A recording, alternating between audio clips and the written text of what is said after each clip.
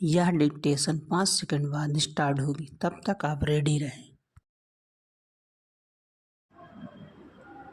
Ready start. Indian overseas Congress के अध्यक्ष Sam Pitroda ने एक बार फिर कांग्रेस के लिए संकट खड़ा करने का काम किया।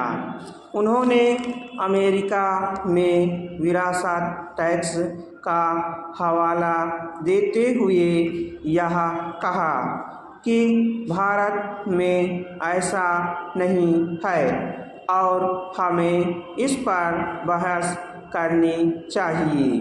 उनके इस कथन ने इसलिए तूल पकड़ लिया क्योंकि कांग्रेस ने अपने घोषणा पत्र में लोगों की संपत्ति के सर्वे का वादा किया है।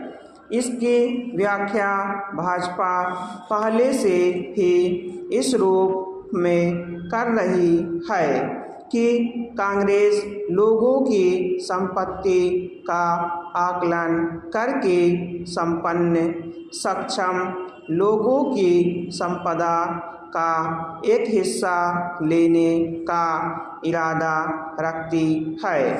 चूँकि सैम पित्रोदा का कथन कुछ इसी ओर संकेत करता दिख रहा था, इसलिए भाजपा ने नए सिरे से उनके बयान को मुद्दा बना दिया।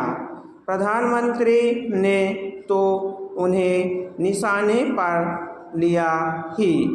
गृह मंत्री अमित शाह ने भी यह कह दिया कि यदि कांग्रेस वैसा कुछ करने का नहीं सोच रही है जैसा सैम पित्रोदा कह रहे हैं, तो वह अपने घोषणा पत्र से संपत्ति के सर्वेक्षण वाली बात हटाए।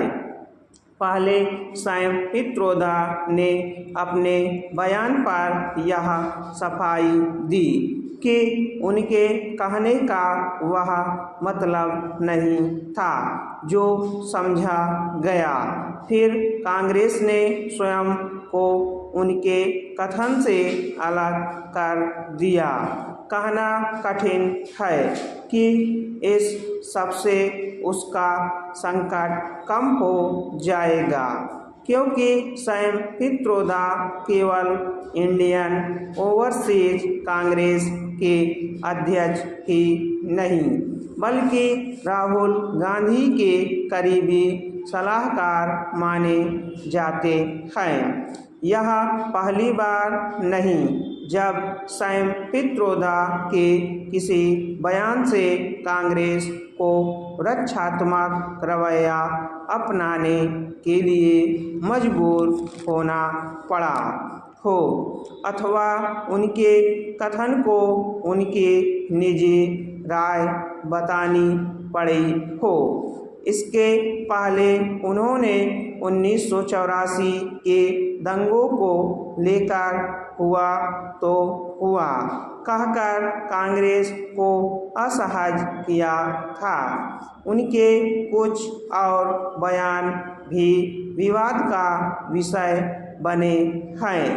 जब चुनावों के समय छोटी छोटी बातों को तूल दे दिया जाता है या फिर उनकी मनचाही व्याख्या की जाने लगती है, तब नेताओं को संभलकर बोलना चाहिए। निस्संदेह सैम पित्रोदा अमेरिका का उदाहरण देकर उस पर भारत में बहस की ज़रूरत जता रहे थे, लेकिन उन्हें गलत समय ऐसा उदाहरण नहीं देना चाहिए था जो तथ्यात्मक रूप से पूरी तरह सही ना हो और जिसके विवाद का विषय बनने की भरी पूरी आशंका हो। यह तो कांग्रेस ही जाने कि वह संपत्ति के सर्वे के जरिए क्या हासिल करना चाहती है, लेकिन इससे इनकार नहीं कि देश में आर्थिक असमानता कम करने की आवश्यकता है। इसके बाद भी इस आवश्यकता की पूर्ति न तो वामपंथी सोच वाले तौर तरीकों से की जा सकती है और न ही उन उपायों से जो समाज में विभाजन पैदा करे। जो भी निर्धन, वंचित हैं या सामाजिक आर्थिक रूप से पीछे छूट गए हैं, उनके उत्थान की अतिरिक्त चिंता की जानी चाहिए, लेकिन बिना उनका जाति मजहब देखे। स्टॉप।